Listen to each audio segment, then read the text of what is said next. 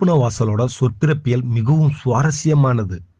பாம்பாறு கோயிலுக்கு தெற்க பாஞ்சு, கோயிலுக்கு கிழக்க 3 கிலோமீட்டர் தொலைவுல இருக்கிற கடலை போய் சென்றடையுதுங்க. அதனாலதான் இந்த பேர் வச்சிருக்காங்க. அதாவது தமிழ்ல புனல் அப்படின்றது நதியை குறிக்கும்.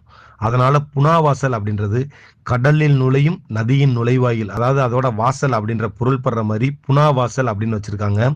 அதுக்கு முன்னாடி திரு அப்படின்றது எப்பயும் போல ஒரு மரியாதைக்குரிய சொல்லா போட்டு திருப்புணவாசல் அப்படின்னு சொல்றாங்க. அப்பெல்லாம் பேர் வைக்கிறப்ப இவ்வளவு மதிநுட்பமா, அழகா, ஆழமா யோசிச்சு அந்த சொற்பிறப்பியலோட அழகான பெயர்களை வடிவமைச்சு வச்சிருக்காங்கங்க.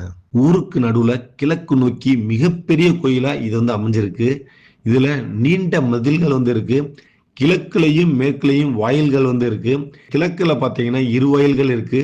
கோயிலுக்கு வெளியே தெற்கு பக்கத்துல வல்லப கணேசர் சன்னதியும், விநாயக பெருமானோட பல திருவடிவங்கள் உள்ள திருக்கோயில் அப்படின்னு இன்னைக்கும் பல சிறப்பு